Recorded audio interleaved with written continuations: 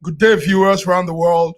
My name is Mark Godwin Iweajua, and you are welcome to News Echoes this beautiful Wednesday morning here in Milan, Italy, Wednesday, the 13th of December, 2023. And a day when the Rivers State government is demolishing its House of Assembly. So we are here to give our news updates on our Global Africa program. And as usual, I'm here with my friends, colleagues from different parts of the world. Joining me from far away, Toronto, Canada, is my brother and friend, Sir George Chukwu. Sir George, how are you? Good morning. I am wonderful. And I want to welcome the viewers from around the world. Stay tuned with us. It's going to be a wonderful day. Yes, it's beautiful morning in Milan, George. Raining. The weather is dark, but we're happy. God gives us all this weather, you know. How is it in Canada? Is it freezing? Is it warm? It's rainy. It's cold. So we're enjoying it. We're enjoying. Yes, and joining us in another part of the world, the other side of Europe, is our man Femi Oke. Femi Oke, are you there? Femi Fantastic. From London. Good morning. The city of London. Good morning, Femi. Good morning. How are you? Good morning. It's good to see you, Femi. Yeah, good morning. So how's the weather in London? It's raining. Flood everywhere. Vehicles are stopping. Train tracks are filled up with water. How is it? Can you move out?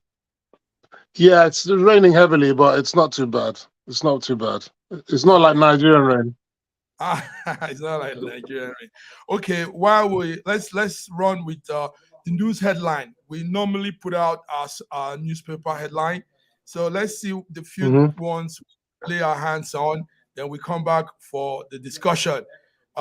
This morning we had the Lagos State governor saying something very impressive. He says Lagos has recorded zero bank robbery in 4 years. That's Sanwo-Olu, the governor of Lagos State. Babajide Sanwo-Olu says the state has recorded zero bank robbery in 4 years, the longest period over the past 20 years. He was saying this in a town meeting yesterday. And I think that's that's remarkable, being that we used to have robbery cases in Lagos now and then back in the days.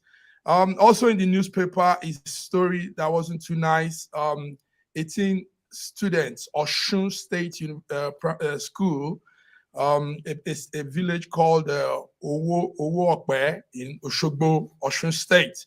18 of his pupils ate food, and now they are being hospitalized. They ate the government free food. You know, there's this food the government gives to students, primary, secondary. Yeah, so this 18 student ate, and now they are going through a lot of stomach upsets, real strong situation. The government said it's footing the bills for their medical bill, and says the students are recuperating. That's from Osun State, Oshogbo in southwest Nigeria. Now, also this morning in the paper, it's another strong one. The Minister of Solid Mineral, that's Dele Alake. Dele Alake says powerful Nigerians are responsible for all the criminal activities, and they are involved in sponsoring banditry and tourism and terrorism to keep doing that illegal mining. This is serious. This is very serious. So illegal mining has been going on, and we didn't know this until the minister has come to blow it out. Then also a sad one, the governor of a state called Ekiti State. Is that Ekiti State? Akeredolu has asked for medical leave. He'll be leaving the state to go for medical treatment, and he has handed power to his vice.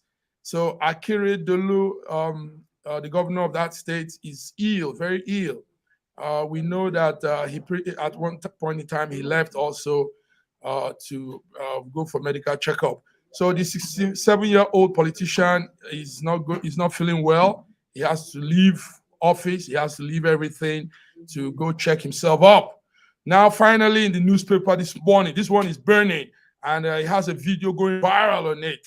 That's Rivers State government has begun the demolition of the State House of Assembly. I don't know if you guys saw the viral video. So the State of House Assembly is based in somewhere called Moscow Road. I know there in Port Harcourt, that's the center of the city. So a reconstruction, they say, is going on, but we are wondering why it's going on in this way. So these are the newspaper headlines, the few ones we can pinpoint and check on. I don't know if you guys have anything to say about any of them.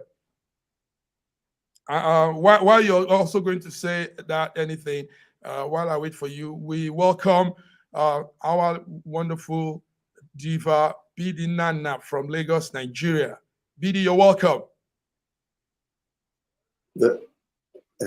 It's so amazing. It's so amazing. Good morning. Did you see? You need to turn on your mic. Yes. Okay. While she checks on her mic. Yes, go ahead, George. Yeah. Did you see when you were reading the Nigerian news? Mm-hmm. A little bit is faint. Yeah, a little bitty, a little very faint. Maybe the microphone. It's all right, George. Go ahead. Go ahead. Okay. Bidi, check on the microphone.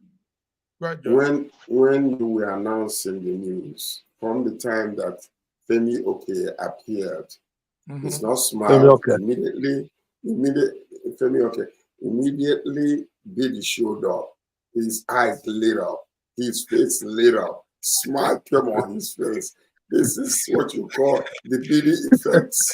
Yeah, Bidi's point out her charm on Femi Oke, because I'm sure Bidi was Femi's show last time, and you can bet what Bidi does when she comes around. You know, so Bidi sat down the show, I think so. So that's why Femi is all, Femi lit up, man. Everybody was loving Bidi the other day. So yes, she's unforgettable. Yes, that's our Bidi. That's my girl. That's Bidi for you. Okay, gentlemen. Our time runs very fast, so we might not have to go on the seconds break, because let's go in straight up, boom boom, gentlemen. There's something that we need to start with because it concerns us Nigerians in the diaspora. It's a situation I think Femi will highlight more on that. The circumstances surrounding the death of a woman, Taiwo Owoeye Abodunde. Yeah, Abodunde. Yes, she met a tragic end on Tuesday last week, somewhere in Suffolk, United Kingdom. Now, the circumstances surrounding the death has some strange stories to it. It says marital discord, domestic turbulence, and police are still doing some intensive scrutiny around the house. And this woman leaves behind 3 kids and a husband. Femi, what do you have on this? What's Yeah, I don't have the full story, but the problem we have in it's about the jackpot syndrome. When families jackpot to the UK for for supposedly a better life, I always tell them that the UK is not as easy, it's not a bed of roses. Yes, we may have 24 hours electricity, there may be road infrastructure and whatever, but the financial strain on the parties concerned is very, very difficult.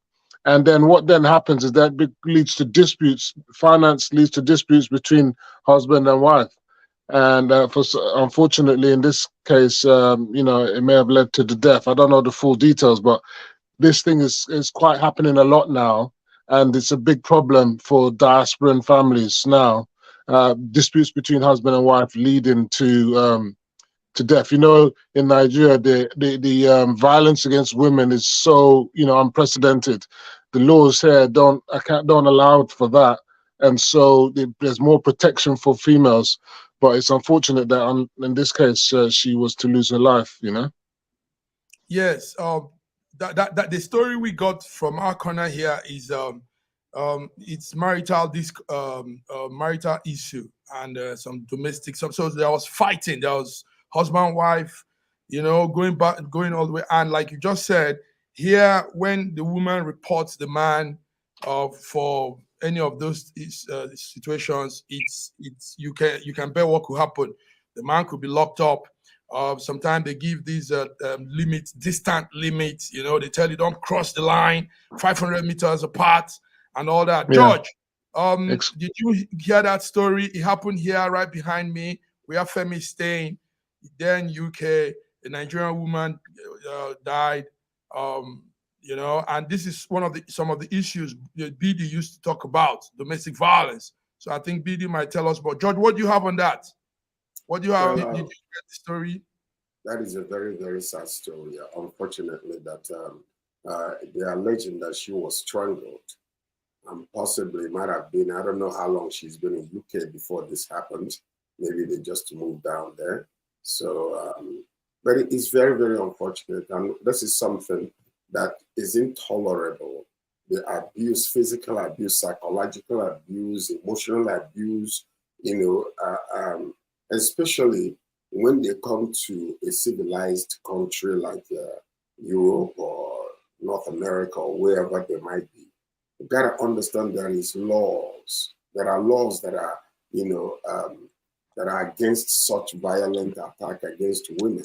And even in Nigeria, that's something we need to pursue, you know, diligently and make sure that our women are very, very protected.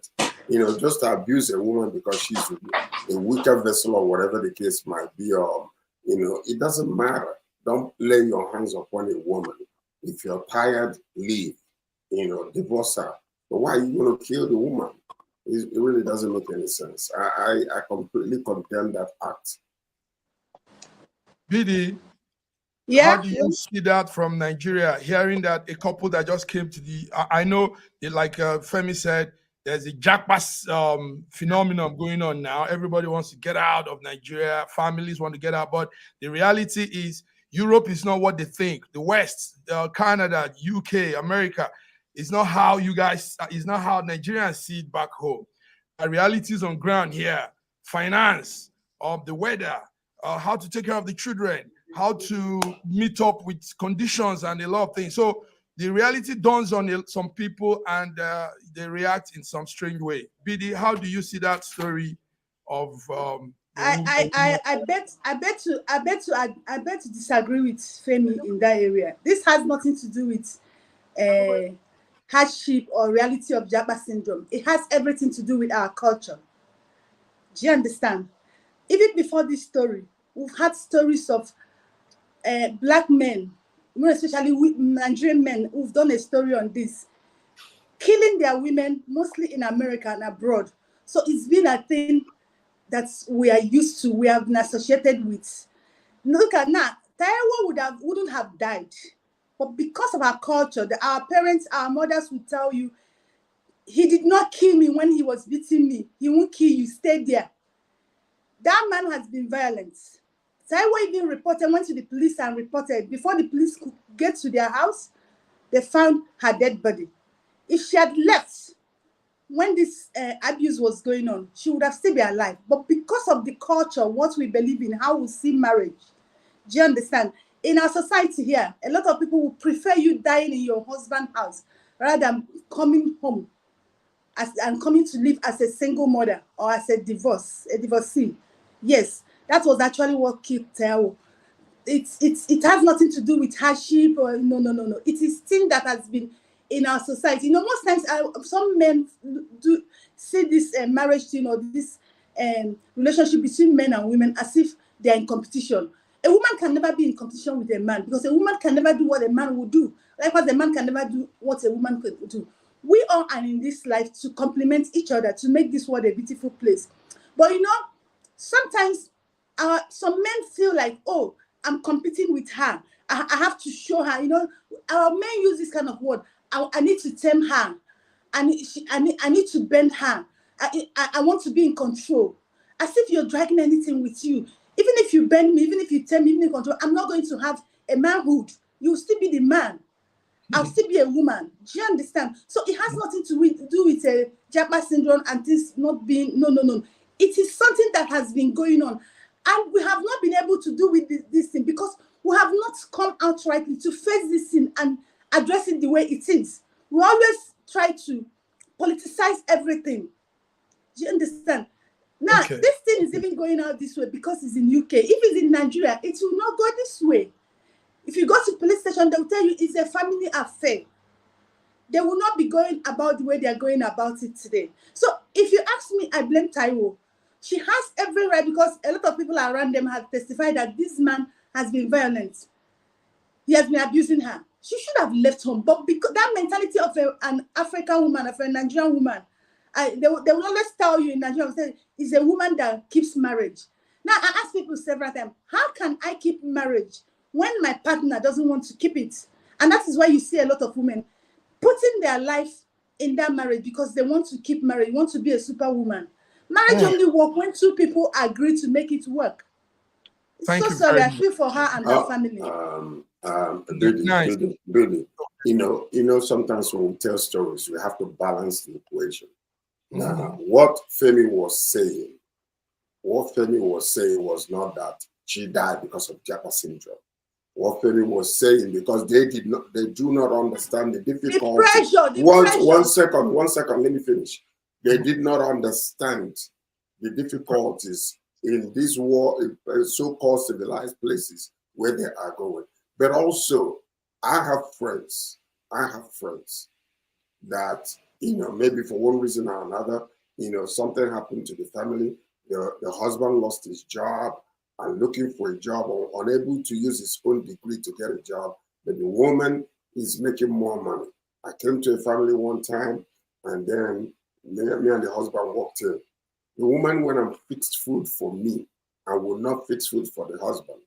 Now, when the husband asked the woman, baby, where's my own? Or said, don't you have, started insulting the man in front of me. I know, don't you have hand? What's you know, is your hand broken? Right in front of me. I was completely, offended.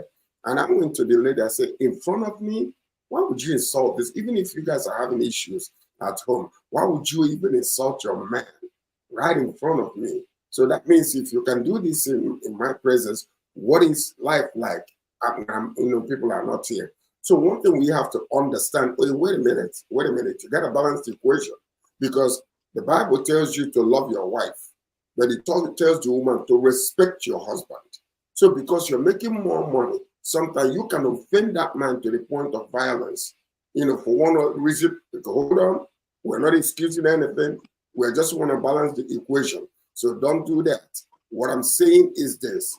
What I'm saying is let the men stop this violent nonsense that is going on in homes, beating their wives or abusing their wives or whatever the case might be.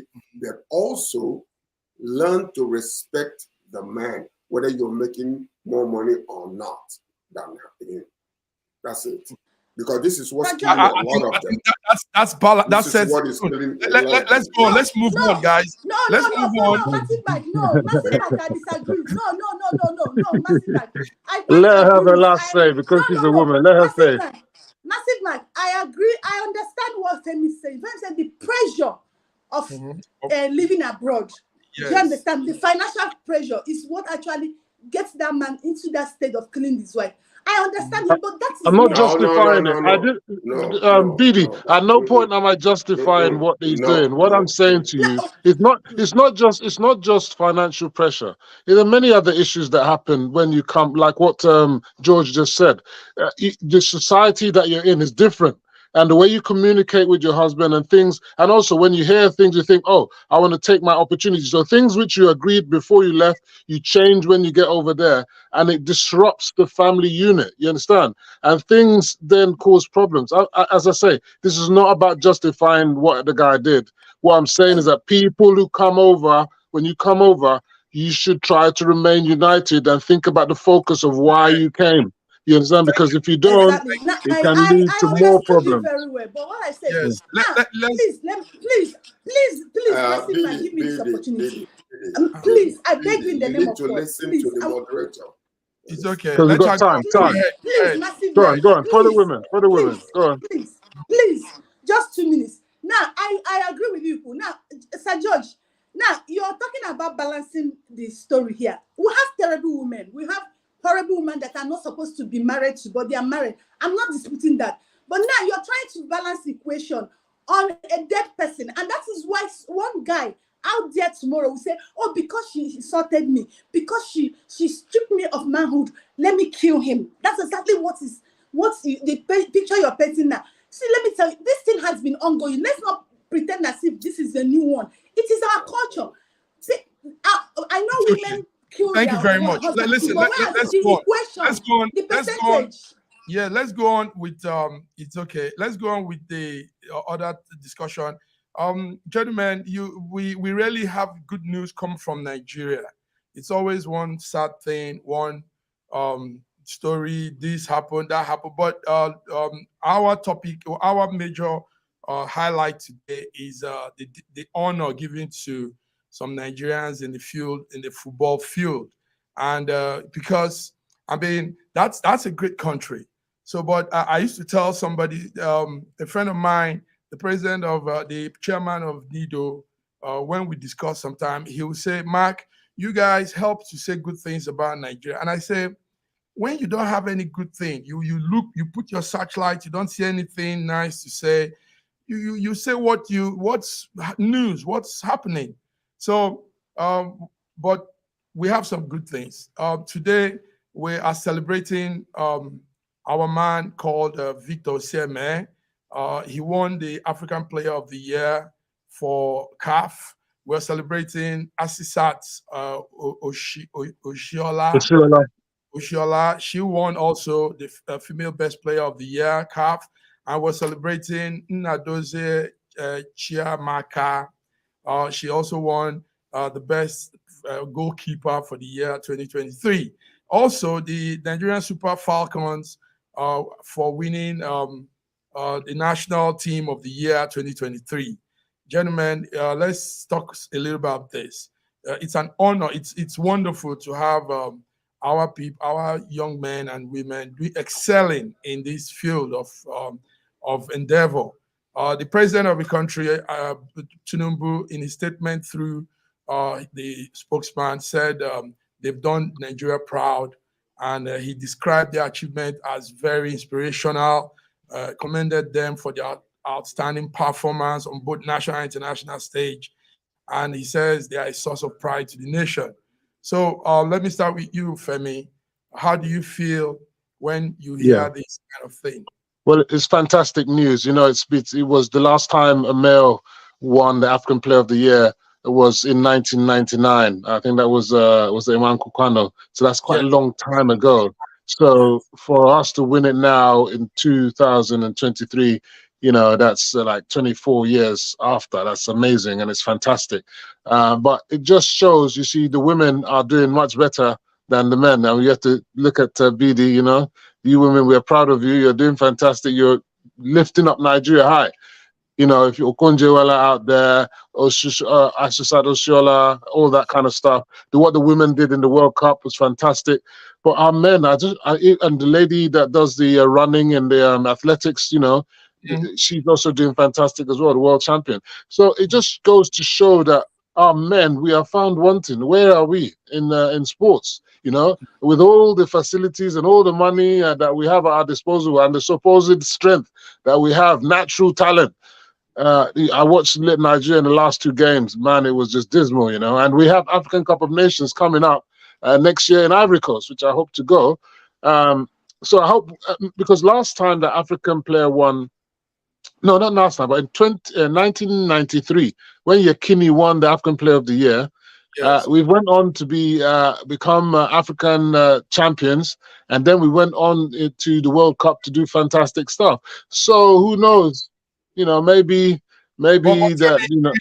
Don't you think also we're not putting more attention? The federal government is not putting enough more attention, support to the sporting field, because we know what happened at some of the game, like the game last time, where some of the athletes had to wash a particular jersey. They had just one jersey at their disposal. Yeah. At night they were washing. Yeah, I just to finalize, I just find that I always keep saying this. We always try to tag everything to government, but I don't agree with that. I think the problem in Nigeria is about our commercial side of things. We have people like Dangote and other people who have got loads of money. Most industries and most sports around the world is pushed forward by the private sector, not by government. You understand? So that to me is where we're finding it. Look at our national league. It's a joke. It's not serious. With all the companies at our disposal, we can't get a functioning national league that everybody wants to watch. And as the stadiums are full, you understand? We're not even using our local players anymore. That's another problem. We've stopped using local players now. We're using European-based players or European-born players. You know, we should start, like the females are using locally based players. That's why they're doing well. So, you know, and we've got a problem with our goalkeeper. We need to do something there. I don't know. Okay, thank you. So, George, our guys are doing impressively well for us on stage. We just said something before you left. We rarely have these good things coming out of Nigeria. You know, it's always one news, sad misfortune, this, that. But this is good one for us. Asisat Oshoala won the best African female player of the year. Nnadozie Chiamaka won the best goalkeeper. And the great man, the powerful man, Osimhen, here, not too far from me here, won African Player of the Year. So how do you copy that, Sir George? How do you see that? I think it's great. Nigeria fundamentally is a great country, producing incredible, both male and female, you know, stars. But, you know, you see, like Femi was saying, where are our men? The point is that most of them are in Europe. Most of them are around the world. Just like, you know, you will say, you know, this governor that we just announced on the news, who is leaving the country to go to another nation, you know, for medical treatment. I remember a few years ago when people from India and other places used to come to Nigeria for medical treatment. I don't know whether you will remember that or not, but these are the things that are happening because people are leaving the country with their skills, with their expertise, and they're representing other countries. Like we said, because of the Japa syndrome, which we need to change. Now, you know, like I know one of the senators in Nigeria, he has a football team, you know, and he's been sponsoring this for many, many years. And that's exactly what we need to see. But what about the Green Eagles? What about the national team? Who is responsible for it? Would it be individuals also? Or are they going to be able to open up a place where people can now donate money to help the team? What if when they win, will those who donated money get a part of it, or just for the love of sport? These are the things we have to look into. Because I think also, thank you, George. One thing that should be spelled out loud and clear is the government should say it out to private individuals, companies, and I mean, get involved in sports. Get involved, because you see what's happening in our country is lines are not spelled out. The government doesn't come to say things out and say, because it's actually a fact, like Femi said, that in most countries, sports and some of these activities are handled by private individuals, companies, and you know. But it's a different thing in our country. Everybody looks to the government, and that's because the government too has not specified things. Femi, is that not so?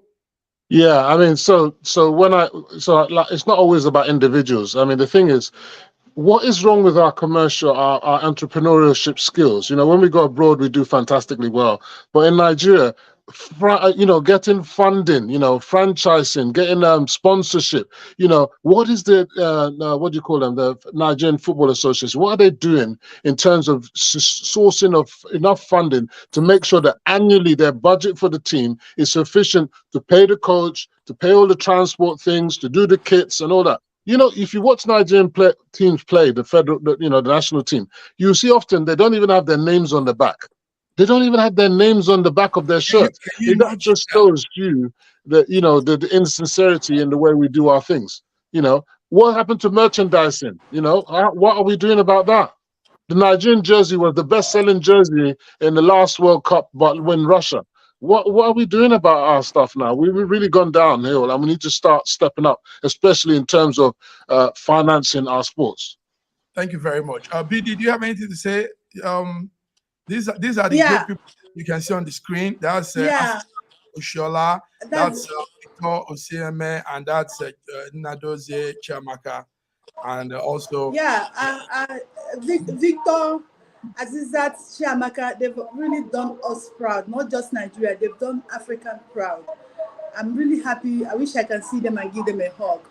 But the thing is, Femi said, where are the men? They are now being found. The thing I notice about our men, our super ego, they have become so relaxed. Do you understand?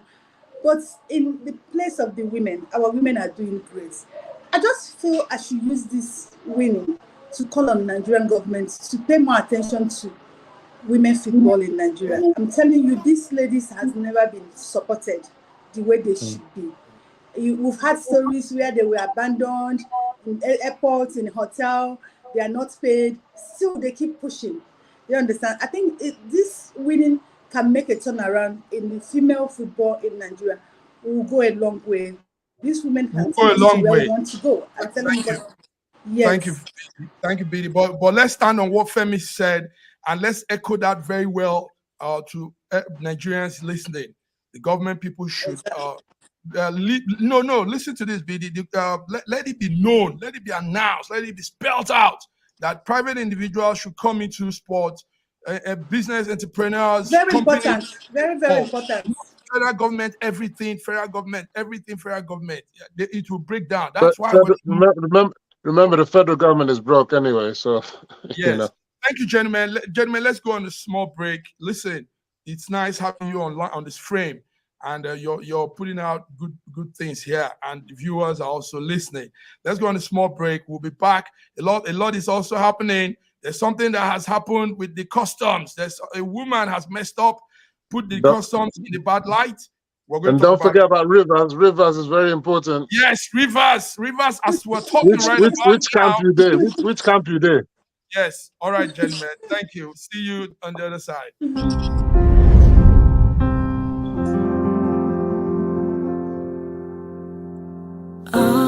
Arise, oh, compatriots, Nigeria's call, obey to serve our fatherland with love and strength and faith.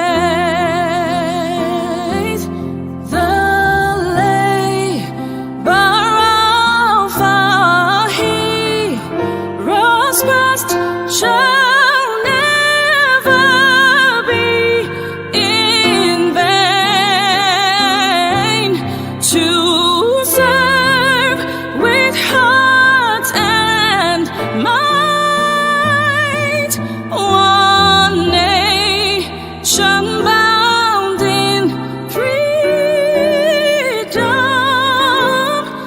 This country has some of the most extraordinary culinary diversity in the world. I'm talking about Nigeria. This first dish is amala abula, made popular by the Yoruba people in southwest Nigeria. It starts with amala made from dried yam and then is covered in a variety of soups. Next we have ofe nsala, a white soup that is synonymous with the Igbo people of southeastern Nigeria. It goes best with fufu, or akbo as the Igbos call it. Next we have suya, the most well-known food of the Hausa and Fulani people of northern Nigeria. Meat is covered in a peanut-based powder called yaji and cooked over an open fire. This is banga and starch, a classic of the Urhobo people of Delta State. Lastly, we have onunu, a plantain-based swallow of the Izon people in south Nigeria. We are eating it with fisherman's soup, popular throughout this whole region. And of course, we don't forget the jollof rice. This is popular everywhere in Nigeria. I think what makes Nigeria so great is the diversity of all the different people coming together. These beautiful ethnic groups living side by side, sharing culture and cuisine is what makes Nigeria such an amazing country to visit. Nigerians should be so proud of that cultural heritage, as there is so much more that unites than divides them.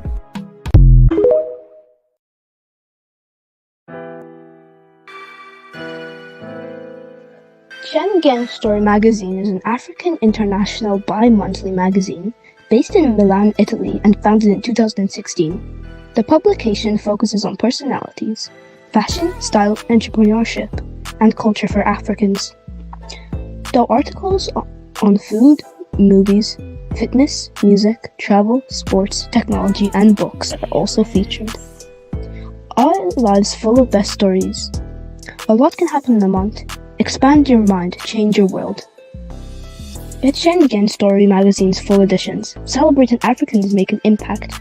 Read better, the inside story. Your fashion magazine for a better lifestyle. Inspiring stories for you.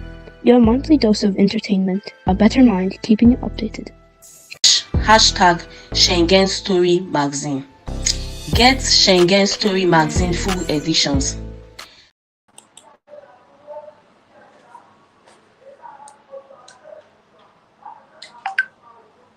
Hello, viewers. Hello. Welcome. You're tuned back into Shengen Story this morning, the 13th day of December 2023.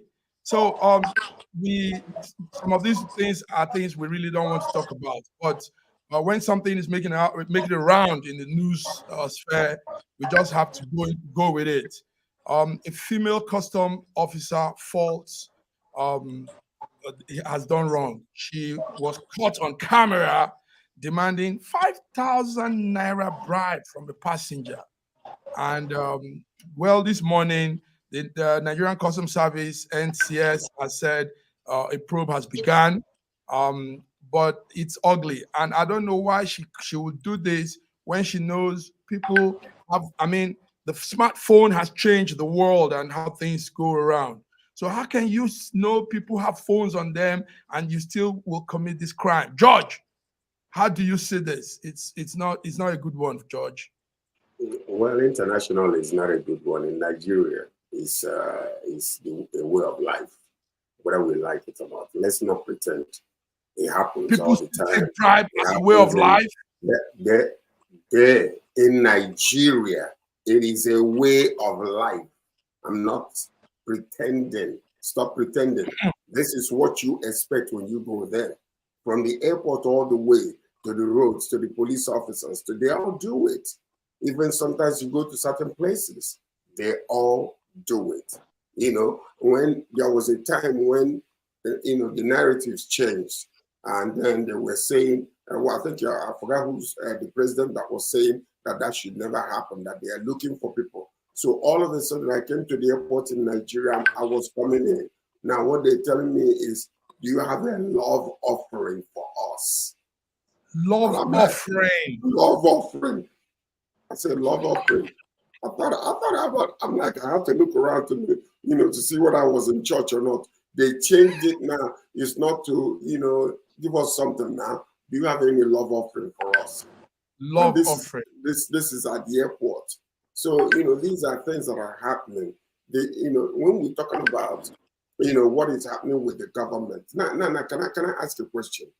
When you see most of these officials, government officials, make away with billions and billions of dollars, and it will come out, or maybe bribe has been given, or somebody stole money, and the buildings are burning down to destroy the evidence, and then we don't know what happens a few months after. Whatever they use to, quench or bribe the government or whatever, these are things that are happening. So when we're talking about cleaning the nation, it will start from the top. You know that, how do you know a dead fish? When it starts stinking from the head. And you see a lot of them that are under these people. Let's say, for instance, I'm going to give this example and I'm going to shut up now. Listen to this. I believe that the former governor of Central Bank was used so much to move money illegally out of the country that he felt like, what the heck, I got to do my own. I can't be used as a pawn all the time. I believe that's what happened. So some of these things that are happening, we don't even know, we're talking about minerals being stolen and they're doing all these things. They are happening in Nigeria.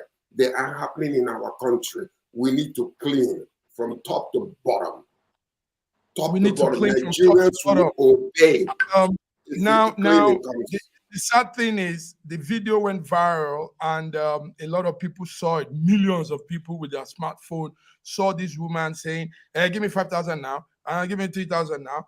And we all feel so sad that this is happening. And a lot of people that will even see it are probably not Nigerians too. And they say they will be wondering what is happening here. Before I come to Femi, BD, how do you see this? Right in your nose there. I'm even surprised at you, Massive Mike, that you're doubting what Sir George is saying. But it's true. It is our culture. It's only in Nigeria that you use more than what you used to do job to do PR. And if you don't do PR in Nigeria, you don't get away with or even do a job. When they give you a job, you use half of the money they've paid you to do PR. That PR is certain, is unnegotiable. Now, you see the confidence in that woman demanding for that 5,000. The guy even gave her 1,000 naira. She said, waiting. Do you understand? You see the confidence. You said, follow me, let's go and see my OC. You know, the custom now said they are investigating it. That is what is making worsening things in Nigeria. Their OC, their DPO, their leaders, they know all these things. They send them to go and make money. All these parastatals, all these government, they have become profit-making organizations. You know, I said this here earlier in one studio. They have become profit-making organizations. They have targets every day. And as junior staffs, you must meet it. So let the custom coming to give Nigeria, we are going to investigate it. They should stop lying to us.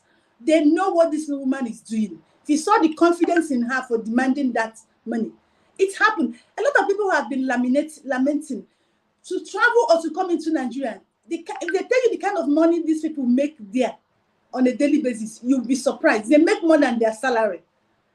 So it's a Nigerian thing, and I wonder who will bail us out of this. Wonder who will bail us out of this. Femi, this is your people all there. It's APC government that is making that on ground. We don't politicize this, please. The custom is answerable to APC government for now. Listen. You see, this is what you do, which is just not realistic. Look, if you go to a PDP state, and you go to the civil service, you have to pay bribe. There's no way, even if you're not even dealing with government people, private sector, you pay bribe. So BD has already said it. PR is everywhere. I thought PR was public relations, but I don't know. This is like code for bribe.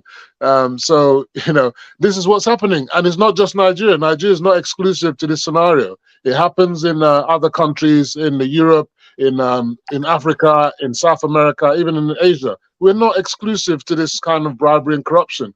And what it is, like you said, is now with the modern technology, what we expect is that such people like this, and she's going to know, she's going to face the music. She knows that her job is on the line and she's done. So what they're also looking at is that, look, if you're caught, or even though we're in it together, but if you're caught, you're on your own. That's it. So the thing is not to get caught, and don't be stupid. Do you understand? For me personally, I don't really give bribe. I'm not one for giving bribes. Most of the time I go to Nigeria, I don't even have money. I don't have cash with me. So even if they tell me whatever, I don't have the money. So I say, no, I've spent all the money from the people before you. So what I think should happen is that I don't mind giving if I feel that the person has done a really great job and I've given it just out of the goodness of my heart. But where you're trying to, force me to give you some money, then I'm not going to give it to you. And the guy was right in saying, no, I'm only going to give you 1,000 if I'm going to give you anything at all. So, no, if you do it in a jokingly, nicey way, people feeling sorry because they're on poor salaries anyway. They're not on great salaries. People out of, pity can give money. That's one thing. Even though it's not acceptable, that's one thing. But then to demand it like it's your right, I think that's unacceptable. Oh, it's unacceptable. Now, one thing is also unacceptable. It's going on. We got a memo yesterday, sent to us directly here in SSM, and it says the federal government is raising an alarm in a statement on yesterday, warning Nigerians to be very wary and to be careful of some fraudsters that are calling themselves, that are saying that they are also on the appointment list of President Bola Ahmed Tinubu. So the secretary to the government, George Akume, said there are some people going around calling themselves so things, and that they are part of the government too, and they are not. And they are using this to defraud some Nigerians. They are collecting money. They are telling them, giving them false hope. And so we want our viewers to hear this. Those of you listening, the director, the government, the secretary of the government says, be careful of who you are relating with and calling himself a minister or an appointee in this government. So they say if you have any fraudulent issues going on, you can call Aluyi Issa on +234 91684 87156 +234 91684 87156. You can also reach the Willie Bassi. Willie Bassi's number is +234 803 555 7865 +234 803 555 7865. So we're saying, putting this out to our viewers to please be careful out there. A lot of people are using this whole thing happening to say they are part of the government too. Now let's come down to what's happening this morning. This morning, there's a video that's going viral. I don't know if you guys seen it. The ongoing political drama in Rivers State is taking a different turn. And this morning, we heard that, we saw that demolition of the State House of Assembly is going on. Gentlemen, let me start with Femi. Femi, what do you know about this? What's going on in Rivers? Yeah, well, yeah, today, apparently the Commissioner of Information says that they had some people go down to the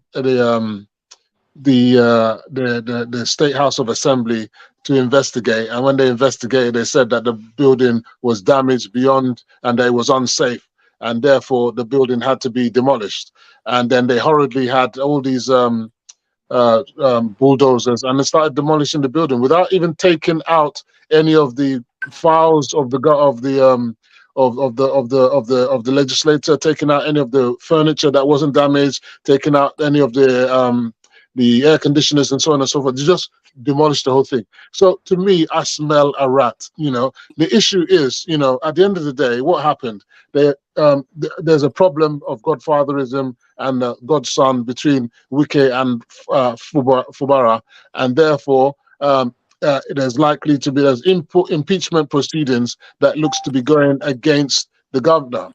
Now, in order to stave off that impeachment, it is alleged, I'm not saying it's a fact, I'm not like George that tells us that these things are facts. It is alleged that the governor, through his thugs, went and bombed that building and destroyed the building, firebombed the building.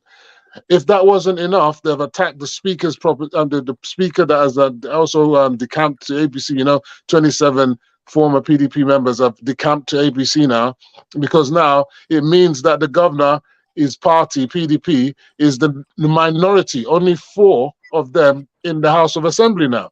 So that means that he's likely to be impeached if this continues. And he's not only, because they were trying to have some proceedings in the House of Assembly, he's made sure that they can't use that building anymore. And he's saying that he's got another building for them. And in all likelihood, he will do like what Governor Obaseki did, is to block those that are not in support of him from entering. But then you got to ask yourself, is it going to be possible for 4 people to be able to run a House of Assembly? This is the kind of dictatorial kind of scenario. And people who are against Wike, just for whatever reason, I'm not saying you should support him, should not also be condoning dictatorial tendencies of the executive. The executive and the legislature are all equal arms of government, and there should be separation of powers. The executive should never try to lord itself over the legislature. The legislature is there to checkmate the executive. But with this kind of scenario that we're having in now, I think that the writing is on the cards for Fubara. The best thing for him to do would have been for him to just get into to talk to his so-called godfather and ease matters so that it doesn't get worse. Otherwise, he will be impeached. No, he won't be the first governor to be impeached. So it's not impossible for him to be impeached. Okay. George, the drama is getting real tense. We saw also 27, like Femi just said, 27 members of the Rivers State House of Assembly shifted camp to from PDP to All Progressive Congress, APC. George, how do you see this? This looks childish to me. I tell you, these guys don't know. Yes, to me. I mean, that's how I say it, because it's obvious Nigerians don't understand politics. Go ahead, George. The problem is that, you know, we are becoming a nation with no structure. Number one, when you vacate your political party and, you know, and go over to the next, what you have done is you're basically, according to the 1999 Constitution of Nigeria, that position is become vacant. If you are moving to another political party, what they just did, I don't think that they actually read the Constitution to understand that when you do such thing from the party that you were elected in and move to another party in the middle of the administration, you have vacated that position, and the constitutional mandate now is for INEC to literally, you know, do another emergency election. That's what the Constitution says. But this saga that is happening in Rivers State is exactly, you know, an open eye to what has been going on for ages between, you know, this godfatherism and all those type of things. It happened with Obaseki. When you step down from your position, you put your own goon in there and want to control, you know, the political puppet. You know, some of them resisted, and that's what you're seeing right here. And it's such a sad situation where the public is looking at the political system right now as just a marketplace where you do whatever you want. There is no law. There is no rules, you know, of engagement. It's sad. It's very, very sad. You know, look, you know, just when you look at it.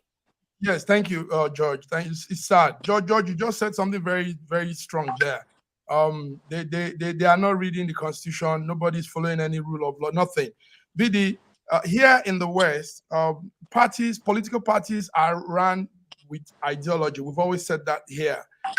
It's not just APC, PDP, and everybody just mumbling around, back jumping, because there's ideology. You can't just move. You know, some people believe in extreme things, some people believe in conservative things, so they stay there because that's what they believe in. So they don't just move to the other side and say, "Nah, I'm Democrat, I'm liberal, I'm that and that and that." So why do we have this? That's why I said childish, and Femi was surprised I said so. Didi, what will you say about this Rivers thing and the campaign and now demolition of the House of Assembly? All kind of things keep happening from Rivers State, Nigeria. You know, what we do in our political terrain is that everybody keep getting it wrong. You did the wrong thing, I did the wrong thing. Do you understand? Like Sir George said, you know, defecting with other people's mandates, it is wrong by Constitution of Nigeria. But who will obey it? We don't obey rule of law in Nigeria. Nobody will obey. Now, the governor going to demolish the office for what? I don't understand why the demolition, and even the manner at which it's been demolished. That is wrong. That is actually what our political terrain in Nigeria has turned into. Everyone will stand up and do what they like and get away with it. No judge, no court to prosecute them. That is actually what is going on in Nigeria. I don't see reason for that demolition. It doesn't call for it. They're saying that there was a fire in the building that is making it very unsafe. Come on, George, man. George, you see what you come on, George. You see what Nigeria said? They will always have excuse to give you to justify their actions. That's one thing I've known. They will lie. They will lie and they will try to justify. They will always give you that, but that's it. So that one is just to have a statement. It doesn't call for it. Now, what we should have been doing, but you know, the thing is this: the Nigerian political terrain has been bastardized, and I said it. Started from it's been happening, and we got it worse during our last election. So we'll keep seeing worse things to come, and who will challenge them or who will call them to order when we simply do not obey the rule of law? That's it. order. Can I just add, please? Look, Yes. freedom of association is guaranteed in the Constitution. So, and the freedom to move from one party to the other also exists. Now, you can justify it if there is this crisis within your party, and we know that the PDP is now the People's Dead Party because they're in crisis. They don't even know who their secretary is. The secretariat is in turmoil.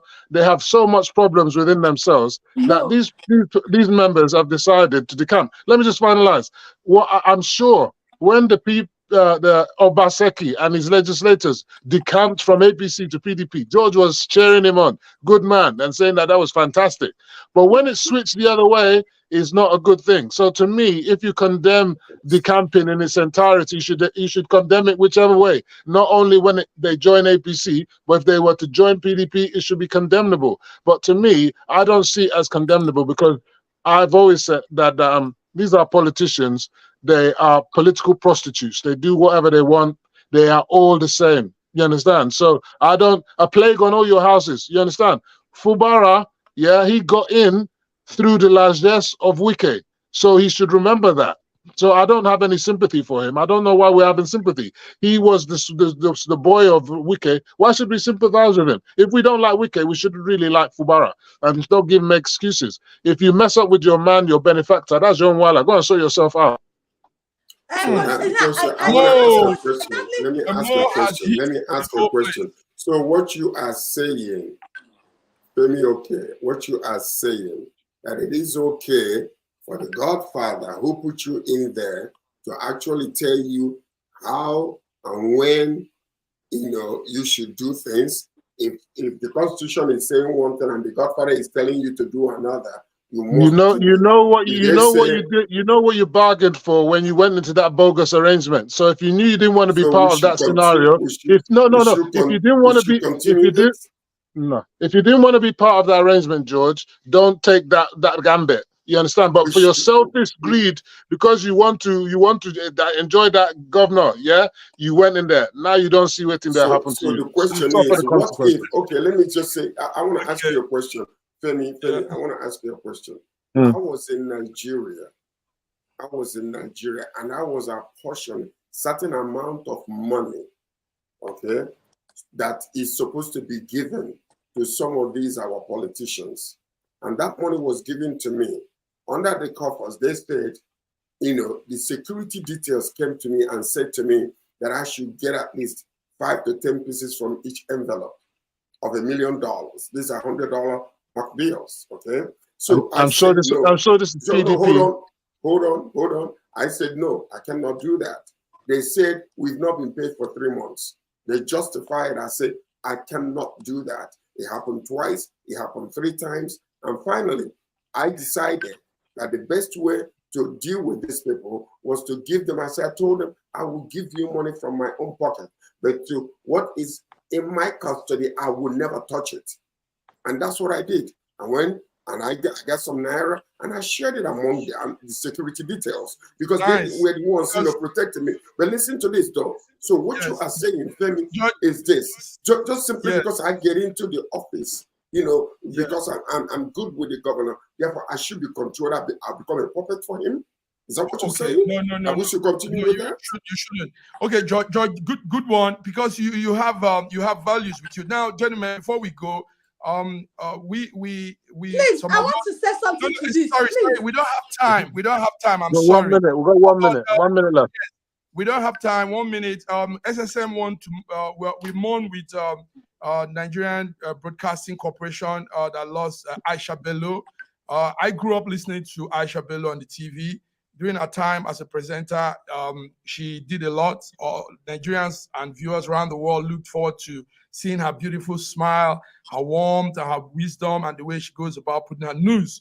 So Aisha Bello that passed away last week, and we want to send our condolences to the family and to the Corporation of Nigerian Broadcasting Ministry. So, gentlemen, this is where we draw the curtain. I don't know if anybody wants to say anything about Aisha Bello. These are some of the people that made us who we are today. We grew up listening to these people, and learning the ethics of journalism also. Please let me say something. Oh, thank you. Let me say something about Aisha. About yes, Aisha a minute. now. Okay. I want to send my condolences to Aisha family. Okay. Can I? Yeah, go ahead quickly. Aisha and the Eugenia Abu were actually the women who motivated me into reading mass comm. I remember as a child, each time I come, when I see them, the way they read news as much, the attention I put listening to these women, I was like, my mom would say, what is it about these women? I said, I like them. As a small girl, in fact, I missed her. And when I had to do work with NTA, I love staying around these two women.